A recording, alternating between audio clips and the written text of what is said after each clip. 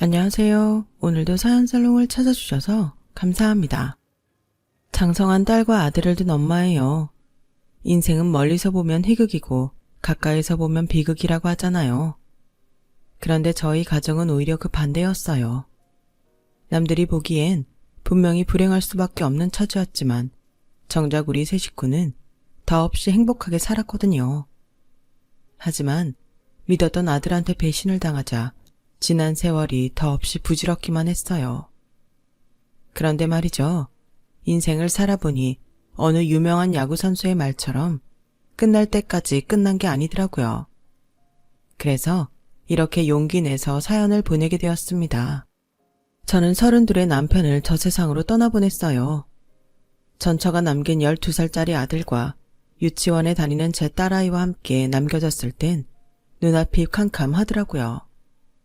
저 혼자라면 어떻게든 살아내겠지만 어린 자식을 둘이나 데리고 뭘 해먹고 사나 고민이었거든요. 남편과 사는 동안 전업주부로 살았던 탓에 갑자기 내 손으로 생계를 꾸려나가려니 덜컥 겁부터 났어요. 남편은 꽤 규모 있는 사업체를 가지고 있었기 때문에 결혼한 이후로는 거짓말 조금 보태서 손에 물 한 번 안 묻히고 살았거든요. 그렇다고 제가 있는 집에서 곱게 자란 사람은 아니에요. 가정 형편 때문에 4년제 대학도 일찌감치 포기하고 전문대 비서과를 나와 비서실 막내로 입사했으니까요. 몇 번의 이직 후 남편 회사에 들어가게 되었는데 입사하고 반년도 안 돼서 남편과 교제를 하게 되었어요. 제가 처음 남편과 만났을 당시 남편은 첫 번째 아내와 이혼을 한 상태였죠. 남편에게는 유치원에 다니는 아들이 하나 있었어요. 일찍 친모와 헤어지는 바람에 유모손에서 자라고 있었죠. 남편 심부름으로 몇 번 집에 들릴 일이 있었는데 그때 저와 안면을 트게 됐어요. 유모가 알아서 잘 챙겨주었겠지만 그래도 엄마 손길만 한가요. 어린아이 얼굴이 수심이 드려워진 게 참 안타깝더라고요. 제 아빠 집인데도 눈치를 보는 모습이 어찌나 안쓰럽던지. 그래서 더 살갑게 대해주려고 노력했더니 금세 저한테 마음을 열더라고요. 누나 하면서 제 치맛자락을 잡고 따라다니는데 저도 모르게 가슴에 푹게 되더라고요. 입이 짧아 밥도 잘 안 먹는다던 아이는 제가 챙겨주는 건 뭐든 꿀떡꿀떡 잘도 받아먹더군요. 그렇다 보니 제 업무는 회사 일보다는 대표님 댁으로 심부름을 가는 비중이 더 높아졌어요. 아이 유치원 행사나 학원 상담, 그 밖에 엄마 손이 필요한 자리에 제가 배속되어 대신 일처리를 하게 되었죠. 말 그대로 엄마 노릇을 하게 된 거예요. 그러는 사이 아이와는 점점 더 정이 들었고 그런 제게 남편도 관심을 두기 시작하더라고요. 본격적으로 남편과 교제를 시작하면서 저는 남편 집에 들어가 살게 되었는데 그동안 아이한테 무관심하던 시댁 식구들이 하나 둘 찾아오기 시작했어요. 그 사람들 눈에는 제가 도둑년 정도로 보였던 모양이에요. 시누이와 함께 저를 찾아온 시어머니는 대놓고 막말을 퍼부어대더라고요. 어린 년이 몸뚱이 하나 믿고 내 아들 재산 뜯으러 온 모양인데 세상 만만하게 보지 마라. 지금까지 너 같은 애들 한둘이었겠니? 내가 뜯어낸 애들만 해도 서너슨 된다. 내 아들이지만 우리 애가 그리 만만한 사람이 아니야. 너랑 잠자리 하는 동안 명품백은 사줄지 몰라도 결혼은 안 해줄 거란 얘기다. 그러니까 이 돈 받고 내 아들한테서 떨어져. 엄마, 뭘 돈까지 주고 그래. 머리채 잡고 쫓아내면 그만이지. 저런 것들은 당근보다는 채찍을 대야 세상 문처온 줄 알고 떨어져 나간다고. 말이 끝나자마자 시누이는 제 머리채를 잡았고 그 모습을 지켜본 도우미 아주머니가 남편한테 몰래 전화를 했었나 봐요. 남편이 시어머니한테 전화해 한바탕 난리를 치자 그제야 모녀는 돌아갔어요. 거실 바닥에 굴러다니는 제 머리카락 뭉치를 보자 서러운 마음이 눈물이 나더라고요. 제가 남편과 결혼까지 꿈꾸고 있었던 이유는 돈 때문이 아니었거든요. 지금껏 누구에게도 내가 꼭 필요한 존재가 된 적이 없었던 저였는데 남편의 아들한테만큼은 세상 누구보다 필요한 존재가 되었다는 게 그저 행복했어요. 비록 내 배로 낳지는 않았지만 내 품에 폭 안기는 아이를 볼 때마다 품고 싶다는 마음이 간절했거든요. 피 한 방울 안 섞였는데 그게 가능하냐고 할지는 모르겠지만 제 경우엔 그렇더라고요. 그 후로도 시어머니를 비롯해 시누이 그리고 시고모님들까지 찾아와 저를 쥐잡듯이 하고 가는 날들이 이어졌어요. 그럴 때마다 남편이 집으로 달려오거나 전화 통화상으로 그들과 싸우곤 했죠. 지독하게 괴롭히면 제가 떨어져 나갈 거라 믿었던 그들의 바람과 달리 오히려 그런 일들이 반복되자 남편이 결혼을 결심하는 계기가 되었어요. 더는 제가 다치는 일이 없게 하려면 그 길밖에는 없다 생각한 거였죠. 결혼은 너희 부모님한테 허락받을 때까지 시간을 두고 기다릴까 했는데 어쩌겠어. 주변에서 미친 개떼들처럼 달려드니 말이야. 영은아, 우리 결혼하자. 우리 집도 우리 집이지만 자기 어머님이 가만 계시겠어요? 지금도 이러시는데 결혼하면 더 하면 되겠지. 덜하진 않을걸요? 아니, 못 그러실걸. 그랬다간 내가 생활비도 안 드릴 테니까. 앞으로는 영은이 네가 우리 집 경제권을 잡게 될 테니 아마 너한테 꼼짝 못 하실 거야. 내 여동생도 그렇고. 남편 말대로 결혼 전에는 그렇게 저를 못 잡아먹어서 안달이던 시댁 식구들이 결혼 후 제가 경제권을 쥐게 되자 언제 그랬냐는 듯 순한 양처럼 변해버렸어요. 돈의 위력이 얼마나 대단한지 실감이 나더라고요. 결혼을 한 뒤로는 시댁 식구들의 눈치도 안 받고 오히려 편하게 지냈어요. 집안 살림을 해주시는 도우미 아주머니도 계셔서 저는 아이 육아에만 힘쓰면 됐거든요. 비록 내 배 아파 낳은 자식은 아니지만 그래도 남들한테 계모손에 자란 아이라는 소리 안 듣게 정말 최선을 다해 보살폈어요. 유치원 엄마들과 교류도 활발히 하고 그러면서 얻은 정보로 양질의 학원에 보내고 틈틈이 같이 놀아주면서 정서적인 안정도 꾀하려고 했죠. 사실 아이를 가질 생각은 없었어요. 제 배로 낳은 자식이 생기면 제 마음가짐도 달라질 것 같았고 무엇보다 아들 가슴에 상처가 생길 것 같았으니까요. 그래서 남편한테 정관 수술을 하는 게 어떻겠냐고 말을 꺼냈는데 남편이 뜻밖의 말을 하는 거예요. 이걸 어쩌나? 지율이는 동생이 있었으면 하던데 엄마한테 동생 낳아달라고 말해달라던걸. 정말 지율이가 그래요? 동생 있었으면 좋겠다고? 남편한테 그 말을 전해 듣는데 가슴이 찡 하더라고요. 그동안 편협한 생각을 했던 제 자신이 한심하게만 느껴졌어요. 아들은 저를 새엄마가 아닌 그냥 엄마로 받아들이고 있는데 오히려 제가 선을 긋고 있었다는 생각이 들었거든요. 그래서 때로는 아이가 어른의 스승이라는 말이 있나 봐요. 결혼 후 몇 년 뒤 저는 임신을 했고 딸아이를 낳았어요. 아들 녀석은 저보다도 더 여동생한테 지극정성이었죠. 조그마한 등짝에 여동생을 업고 낑낑대며 걷는 모습은 세상 둘도 없는 오빠 그 자체였어요. 급식 때 나온 딸기 우유를 남겨다가 제 여동생 손에 쥐어주기도 하고 용돈을 모아 머리핀이며 인형 등을 사다 나르기도 했죠. 오빠의 사랑을 듬뿍 받아 그런가 딸아이도 제 오빠를 잘 따랐어요. 나이 차이가 좀 나서 그런지 싸우는 일도 없고 우애가 아주 깊었죠. 이른 나이에 결혼에 실패한 경험이 있던 남편은 종종 제게 고맙다는 말을 하곤 했어요. 당신이 아니었다면 지금 같은 행복은 못 느꼈을 거야. 나뿐만 아니라 지율이도 마찬가지일 테고. 이제야말로 온전한 가정을 꾸린 기분이 들어. 지금 같아선 한 100년 쭉 살고 싶네. 남편 말처럼 저에게도 남부러울 거 없는 행복한 생활이었어요. 사회적으로 성공한 남편의 착하고 예쁜 남매는 불우했던 제 인생을 화사한 봄날로 만들어준 사람들이었으니까요. 하지만 너무 행복했던 탓인지 하늘의 시샘을 받았던 모양이에요. 출장을 떠난 남편이 타지에서 교통사고로 세상을 떠나고 말았거든요. 비서를 통해 남편의 사망 사실을 접한 순간 온몸에 피가 빠져나가는 기분이었어요. 숨이 턱 막히고 다리에 힘이 풀려 어쩌지 못하겠더라고요. 도우미 아주머니께 두 아이를 맡기고 부랴부랴 남편한테 달려갔어요. 하얀 시트에 덮여있는 남편을 보니 벌컥 겁이 나더라고요. 제발 남편이 아닌 다른 사람이길 간절히 바라며 시트를 걷었지만 그 바람은 이루어지지 않았어요. 무슨 정신으로 장례식을 치렀는지 모를 정도로 혼이 나간 상태로 며칠이 지났고 본격적인 불행이 불어닥쳤어요. 남편이 세상을 떠나자 그 많던 재산은 승냥이 때 같은 시댁 식구들과 남편의 동업자한테 순식간에 뜯겨나가 버렸고 정신을 차렸을 땐 남편이 살아생전에 제 앞으로 구입해둔 20평 아파트 한 채가 다였어요.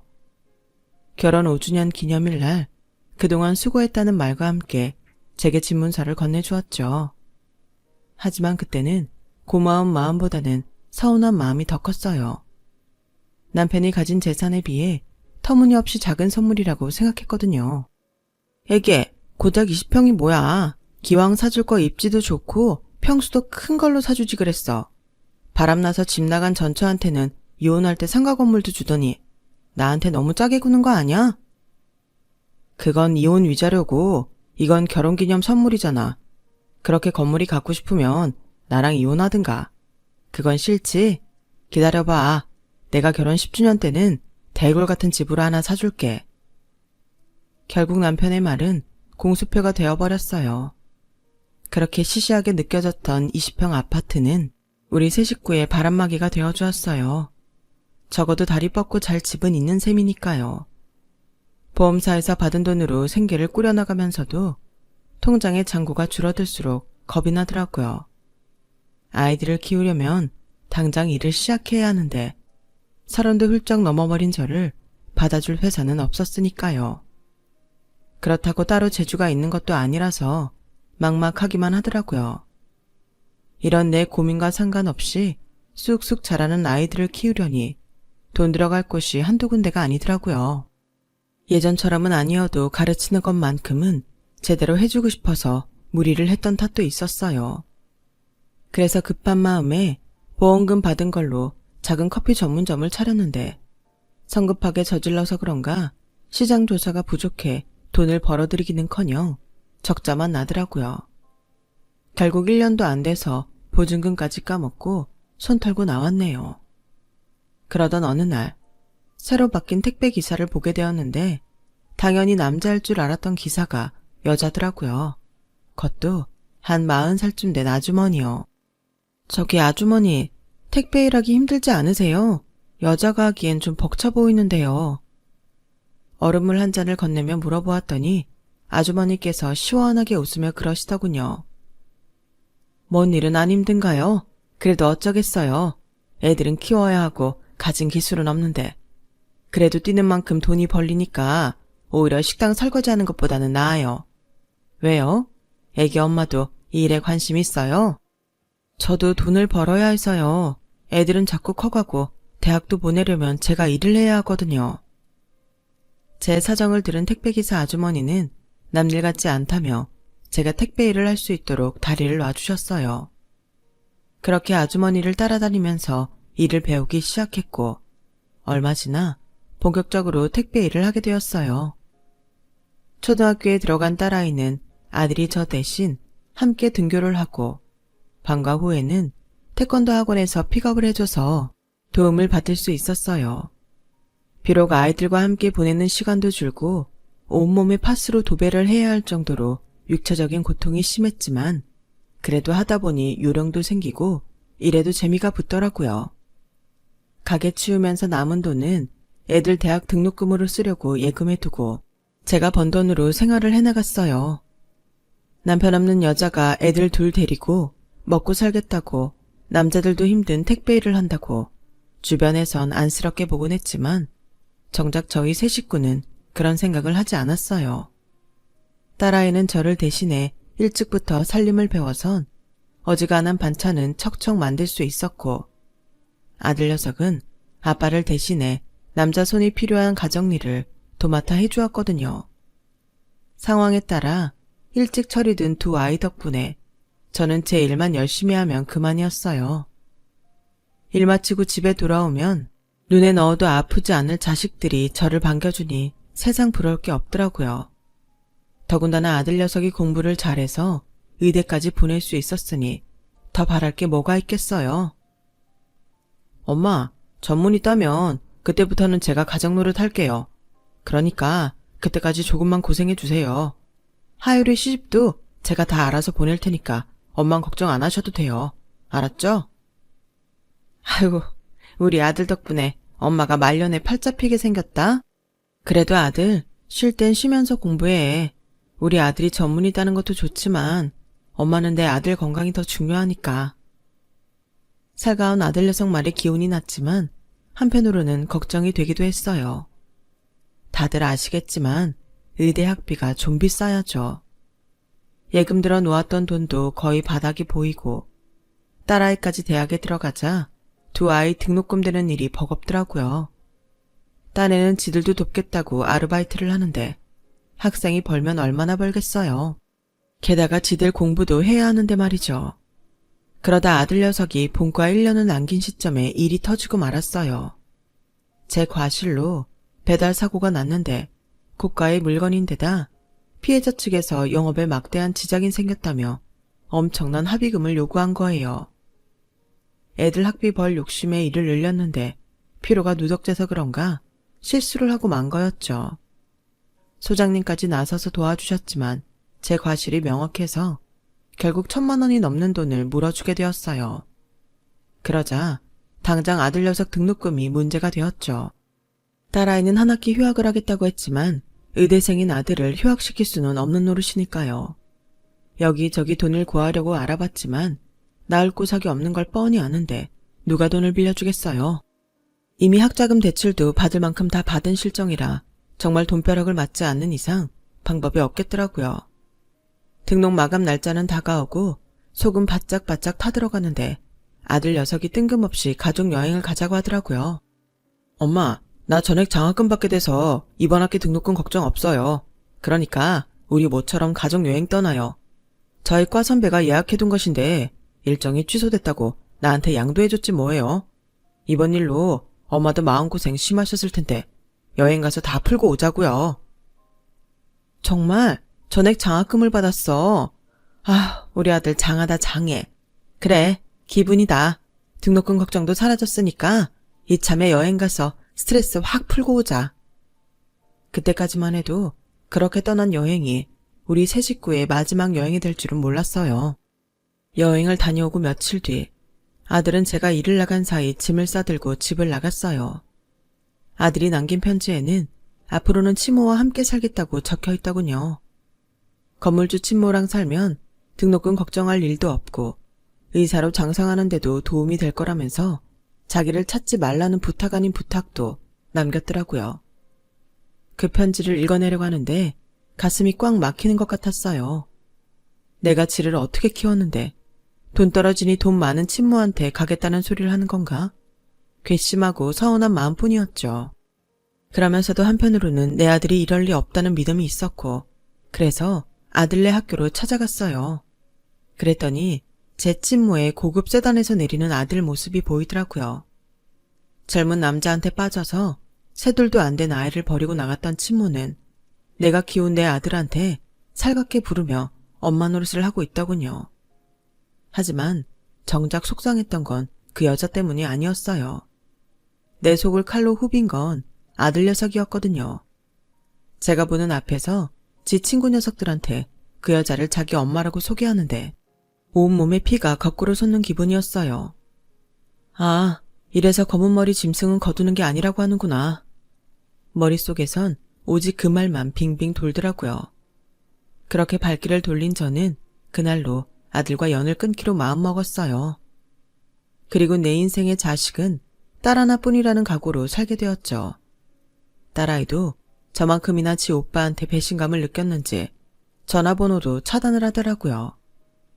엄마, 앞으로 그 자식한테 연락 오면 받지도 마. 그건 인간도 아니야. 엄마가 어떻게 지를 의대까지 보냈는데 이렇게 배신을 해. 친엄마한테 갈 거면 진작까지 그랬대. 왜 엄마 등골 다 빼먹고 가냔 말이야. 딸아이 말대로 갈 거면 진작 가지 그랬나 하는 생각이 들었어요. 그랬다면 적어도 내 딸이 휴학을 할 필요는 없었을 테니까요. 그런데 며칠 뒤 제 계좌로 수천만 원에 달하는 돈이 입금되었더라고요. 그리고 모르는 번호로 한 통의 문자가 왔어요. 자기가 지율이 친모라면서 그간 제가 내준 자기 아들 등록금이라고 하더군요.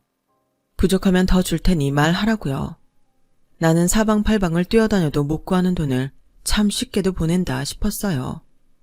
이 돈만 있었더라면 내 아들을 뺏기지 않아도 됐을까 하는 생각도 잠시 했고요. 생각 같아선 바로 돌려주고 싶었지만 어차피 끊을 인연이라면 받을 거 받고 줄 거 주고 확실히 끝내는 게 낫겠다 싶어서 말았습니다. 다행히 그 돈으로 추가 등록 기간에 맞춰서 등록을 한 덕분에 딸아이는 휴학을 하지 않아도 되게 되었고요. 그 돈을 끝으로 아들 녀석과는 연락을 끊고 살았어요. 딸아이도 저도 지우리 얘기는 꺼내지 않는 게 불문율처럼 되었죠. 딸애는 대학을 졸업하고 꽤 이름 있는 회사에 취직을 했어요. 제 벌이로 학비나 고작 대준 탓에 남들 다 가는 어학연수 한번 못 가봤지만 나름 열심히 스펙을 쌓아가며 노력한 덕에 가능했던 일이었죠. 택배 일을 하는 엄마가 창피할 법도 한데 딸애는 한 번도 그런 내색을 하지 않았어요. 오히려 명절을 끼고 제가 한창 바쁠 때 따라 나와 일손을 돕기까지 했었죠. 비록 아들한테는 배신을 당했지만 그래도 열아들 안 부러울 딸아이가 있어서 제 인생의 위로가 되긴 했어요. 그런 딸이 몇 년간의 회사 생활을 끝으로 결혼을 하겠다고 했을 때 솔직히 한쪽 가슴이 무너져 내리는 기분이었어요. 딸아이마저 시집을 보내고 나면 난 정말 혼자가 되는구나 생각하니 속이 허하고 가슴이 텅 비는 것 같더라고요. 그래도 나 외롭다고 부모된 입장에서 제 자식 혼사를 막을 수는 없는 노릇이잖아요. 그래서 애 앞에서는 티 안 내려고 부단히 노력을 했네요. 딸아이가 데려온 사윗감은 유명 기획사에 다니고 있는데 기획사 대표랑 한 집안 식구라고 하더라고요. 나도 재훈 씨네 집이 그렇게 잘 사는지는 몰랐거든? 근데 인사드리러 가보니까 집이 완전 대궐 같더라. 나 어렸을 때 살았던 우리 집보다는 좀 작긴 했지만 그래도 엄청 좋더라고. 우리도 아빠만 돌아가시지 않았으면 여전히 그런 집에서 살았겠지? 그랬겠지. 네 아빠가 사업 수완도 좋고 부지런한 사람이었으니까. 그나저나 그 정도 사는 집이면 혼수랑 예단은 어느 정도 해가야 되는 거니?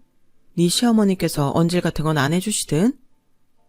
그런 거라면 걱정 안 해도 돼. 집은 재훈 씨 집에서 해주실 거고 나보곤 우리 쓸 살림 정도만 준비하라시던데 예단은 어머님이 알아서 준비하시겠다고. 우리 집 사정 다 아셔서 그런가 부담 안 주려고 하더라고. 나야 뭐 고맙지. 딸아이는 제가 걱정할까봐 밝은 표정으로 말을 했지만 세상에 공짜가 어디 있나요. 신랑 측에서 집까지 해오는데 딸랑 혼수 몇 가지 해가는 건 형평성에도 어긋나는 일이잖아요. 저희가 준비해야 할 예단까지 사부인이 해주시겠다고 하는 걸 봐서는 저희가 해가는 예단이 그쪽 집안 어른들 성에 차지 않아 그런 게 아닐까 하는 생각도 들었어요. 그래서 상견례 때 만나면 차라리 예단 대신 비용을 대겠다고 말해야겠다 생각하고 있었죠. 그런데 상견례를 앞두고 딸애가 결혼을 갈등하는 모습이 보이더라고요. 엄마, 나 이 결혼 하지 말까? 왜? 재훈이랑 무슨 일 있었어? 아니면 네 시어머니가 뭐라고 하시든? 그런 거 아니야. 결혼 앞두니까 괜히 마음이 싱숭생숭해서 그래. 내가 엄마한테 괜한 소리 했네. 하율아, 무슨 일 있으면 엄마한테 말해.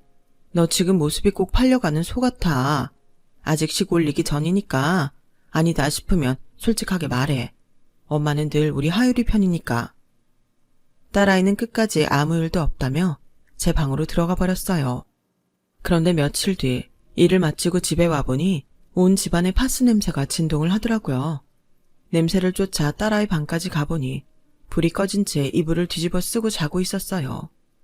혹시나 싶어 이불을 들추고 딸아이 상태를 봤더니 세상에 뺨 주위에 실핏줄이 터져서 벌건 데다 손목이며 팔, 다리 곳곳에 멍이 들어있지 뭐예요. 얼른 불을 켜고 딸아이를 깨워 물었어요. 너 이거 어디서 다친 거야? 혹시 누구한테 맞았니? 엄마도 참 내가 맞긴 왜 맞아. 지하철 계단에서 발을 헛디뎌서 구른 거야. 거짓말하지 마. 어떻게 이게 굴러서 다친 상처니? 맞은 상처지? 너 똑바로 말 안 해? 누구 짓이야? 널 이렇게 만든 사람이 누구냐고.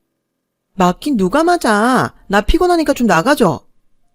딸애는 끝까지 이불을 뒤집어 쓴 채 입을 닫았어요. 다음 날도 그 다음 날도 딸애와 저는 냉랭한 상태로 지내게 되었죠. 참다 못해 재훈이한테 전화를 걸어서 물어봤더니 딸이랑 똑같은 소리를 하더라고요. 어머님, 그날 제가 하율이랑 같이 있었는데요. 전철역 계단에서 그런 거 맞아요. 제가 하율이 데리고 병원까지 같이 갔었어요. 그리고 하율이가 누구한테 맞았으면 제가 가만뒀겠어요. 반 죽여놨지. 그러니까 너무 걱정 마세요. 참, 상견례 때는 어머님이랑 하율이 둘이 나오는 거 맞죠? 한정식집 예약을 해야 해서요. 그래. 우리 둘이 나갈 거야. 네, 그럼 그때 뵙겠습니다. 제가 보기엔 분명히 맞은 상처인데 재훈이까지 그렇게 말하니 더는 따지고 들 수가 없었어요. 그렇게 일주일이 지나고 상견례 전날이 되었어요. 막 점심을 먹고 일어나는데 전화벨이 울리더군요. 휴대폰 액정에는 우리 아들이라고 떠 있었어요. 수년 전 아들과 연을 끊기로 하고는 차마 지우지 못한 번호였죠. 이제 와서 무슨 할 말이 있다고 전화를 했나 싶어서 통화 버튼을 눌렀어요. 그랬더니 대뜸 하율이 결혼하냐고 묻더라고요. 그래, 결혼한다. 그 소식은 어디서 들은 거니? 의대 동기한테 들었어요. 얼마 전에 하율이가 그 친구 병원에 진료받으러 왔다더라고요. 엄마, 하율이 결혼할 사람 괜찮은 사람 맞아요? 너 아까부터 자꾸 나한테 엄마라고 그러는데 나 이제 네 엄마 아니잖니.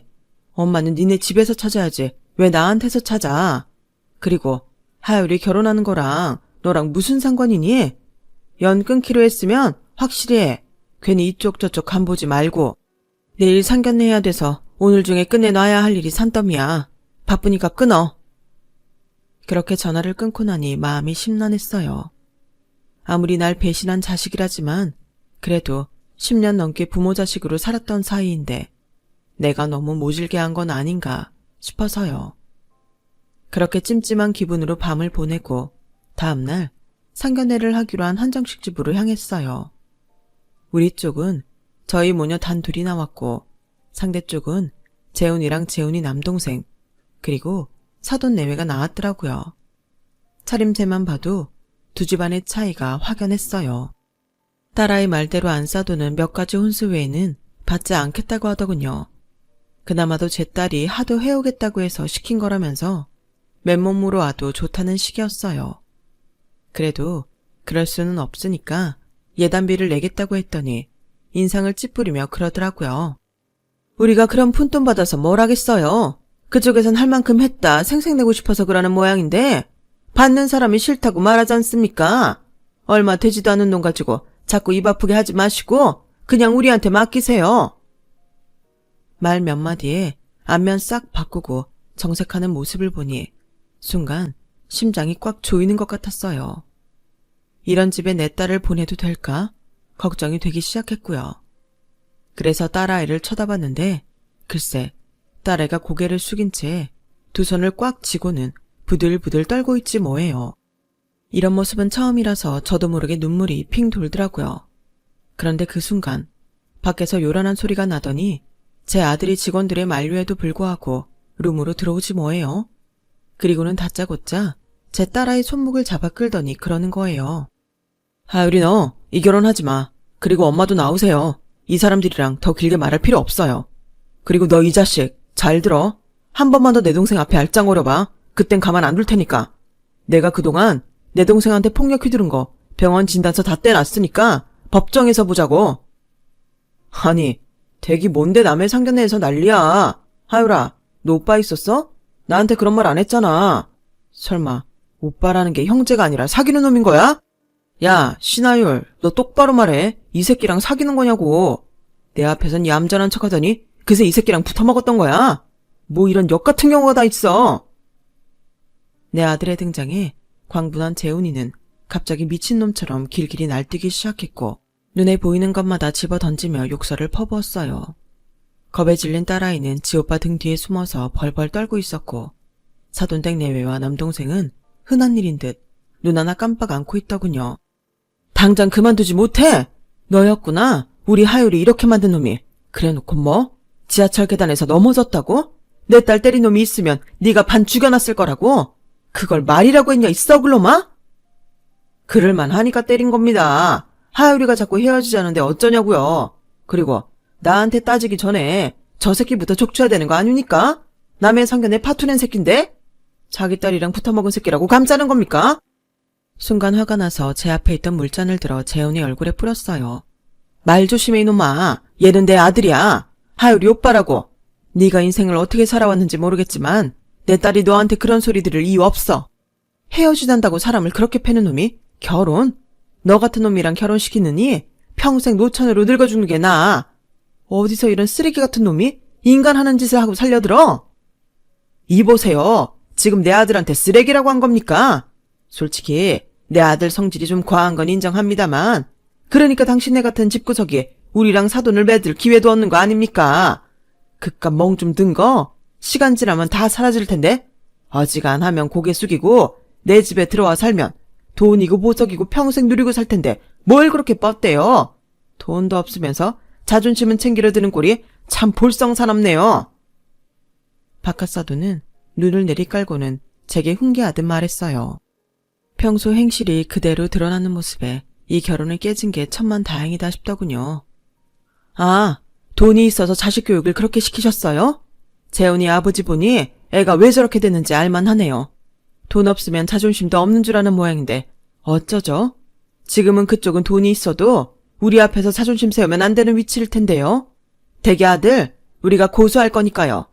미리 말해두지만 자존심 버리고 찾아와 손이 발이 되게 빌어도 합의는 없습니다. 저런 놈한테는 빨간 줄 제대로 그어줘야 되니까요. 법정에 서서도 어디 뻔뻔하게 지금 같은 말 쏟아낼 수 있을지 지켜보겠습니다. 아, 그리고 비록 내가 돈은 없지만 자식은 잘 키웠거든요. 의사 아들의 어엿한 회사원 딸. 대개 아들 같은 개차반이랑은 하늘 땅 차이 아닙니까? 그러니까 앞으로 돈지랄 하지 마시고 자식 교육에나 힘쓰세요. 우리 식구는 그 길로 한식당을 나와 집으로 왔어요. 그리곤 눈물의 상봉식을 갖게 되었죠. 아들이 다시 집으로 돌아왔거든요.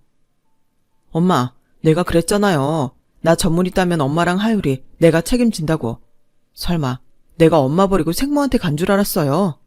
매정하게 문자 하나 남기고 떠난 거 죄송해요. 근데 그렇게 하지 않으면 발길이 떨어지지 않을 것 같았어요. 엄마가 나한테 어떤 사람인데. 그래도 나 때문에 엄마가 돈 걱정하고 사는 거 싫어서 갔던 거예요. 내가 있으면 엄마가 더 힘들어지니까 본가 마치고 돌아오려고 했는데 너무 늦어서 죄송해요. 아들을 통해 그간 있었던 얘기를 들어보니 왜 아들이 집을 나가 생모에게 갔었는지 이해가 되더라고요. 당시 아들의 생모는 암 투병 중이었는데 죽기 전에 아들과 살아보는 게 소원이라고 했다나 봐요.